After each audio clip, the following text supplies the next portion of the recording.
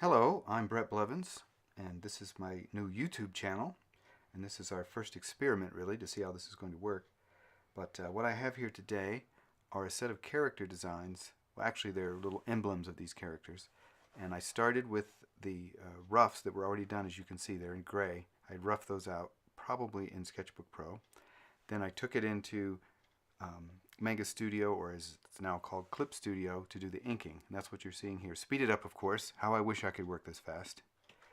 But you see the lines going in, and I'll go over all three heads doing this, just getting all the forms defined, making sure all the angles are correct and the edges are sharp, just making sure it has the feeling that I want. Then when the line work is all done, what will then happen is I actually switch programs, which I'll point out when it happens, and go into Sketchbook Pro, which is my preferred system for coloring. I find it just, the controls are easier to use, the interface. I should also point out that this is not an actual tutorial. It's a very casual experiment today to learn the tools basically and get used to recording myself as I work and doing these voiceovers. This, as a little bit of trivia for you, these pieces were actually drawn while I was on a conference call about these characters in the project, which is called, well, actually there's two different characters here. The little goblin looking guys there are called Squigs, and they're from a project I'm doing with my son, Timothy Blevins, called The Daring Damsels of Darkmire. And he's the writer, and a very talented writer. The other two are from a separate project called Avalon PD, Mr. Lucky and the Avalon PD. It's the full title. This character is called Dr. Grimm, that's being inked right now, all the black being going on. And I also realized that I am incorrect in saying this is two projects. This is actually three projects. The third character there, the goblin off to the right, is called Parvlarb, and he's from another project called Epic. So we have all these things in the works. Hopefully they'll all come to fruition in the next few years. All these are in collaboration with my son, and been wanting to get this going for a long time. So hopefully you're enjoying it.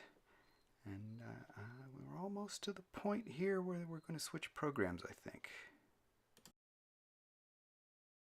I have now switched to Sketchbook Pro, which, as you can see by the interface, the controls are laying right on the surface all the time. Very easy to see everything, very quick to change tools or change the characteristics of a tool. What's actually happening in the image now is I'm putting gray tones on. Done that on a multiply layer, which you can see over to the right. Now I'm putting in the flat colors, which just gives you a field to work in for modeling. It's so much quicker to do this. Just get a flat tone in there that, in this case, generally approximates the colors you're going to use. It doesn't have to be. I mean, some people even flat in various shades of gray. But you have the flat 100% flat piece of color that you can manipulate and select, which is the other key element. As you can see to the right, it went by awful fast, but I made a duplicate layer so that I can always go down and select my field of color again without affecting the layer that I'm modeling on. So now we're putting some modeling in, and as you can see, it adds subtlety, it brings forms out, it modulates the gradations of tone with color now instead of just being gray tones.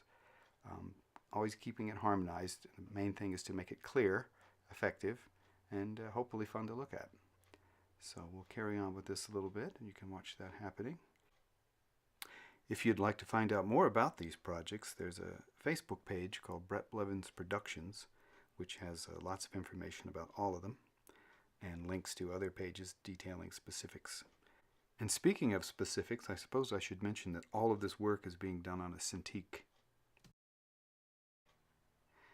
As you can see, as the pictures develop, adding highlights really pulls the forms into 3D, which is what you want to do to give it the most feeling of realism. Not photographic realism, but emotional realism, so that the characters seem to exist in space. Now we're coming to the last bit here.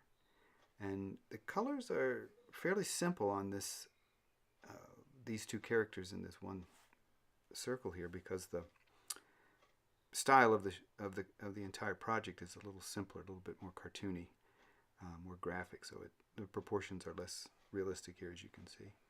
I'm keeping the color a little flatter, a little bolder than some of the more airbrush effects you see on the other two. This is a little bit more flat chunks of tone and highlights and shadow, rather than using the airbrush tool or something with a lot of soft edges. And we're coming pretty close to the end here. So let's see, I should mention that down below in the show description there are links to my Kickstarter, my website, and my Facebook. And don't forget to subscribe if you enjoyed this and would like to be notified each time a new video is uploaded. Thanks for watching. I had fun. Hope you did. And I hope to see you in the class someday.